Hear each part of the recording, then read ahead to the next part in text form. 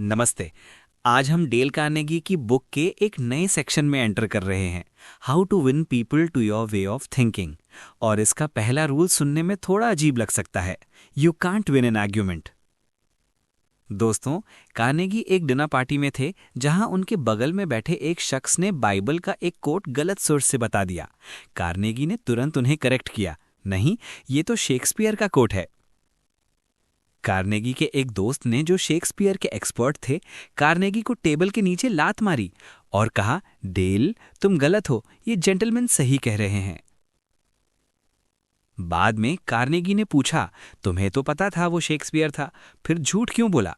उनके दोस्त ने एक बहुत बड़ी बात कही, डेल, हम वहां गेस्ट थे, क्यों किसी को गलत प्रूव करना? क्या वो तुम्हें पसंद करेगा? Always avoid the acute angle. Carnegie ने एक कड़वा सच सीखा, आप आर्ग्यूमेंट जीत तो सकते हैं, लेकिन सामने वाले का गुडविल हमेशा के लिए खो देते हैं। 9 टाइम्स आउट ऑफ 10 आर्ग्यूमेंट के बाद दोनों साइड पहले से ज्यादा कन्विंस्ड होते हैं कि वो सही हैं। एक ट्रक सेल्समैन थे, पैट्रिक ओहेयर। उन्हें स्क्रैप यानी झगड़ा करना बहुत पसंद था। अगर कोई कस्टमर कहता, तुम्हारे ट्रक्स बेकार हैं, तो पैट उनके गले पड़ जाते थे।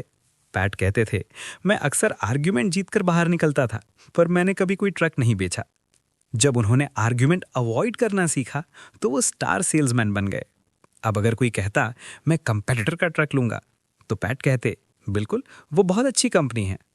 आर्ग्यूमेंट वहीं खत्म, और फिर वो आराम से अपने ट्रक की खूबियां बताते थे। एक इनकम टैक्स इंस्पेक्टर का केस देखिए। वो बहुत स्टबर्न था जब तक लॉयर आर्ग्यूमेंट कर रहा था।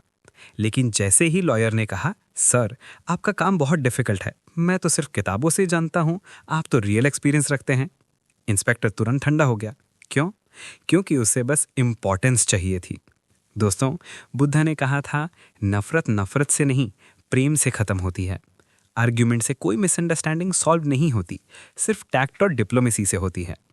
प्रिंसिपल 7, आर्ग्यूमेंट से बचने का एक ही तरीका है कि उससे बचा जाए, avoid it like a rattle snake.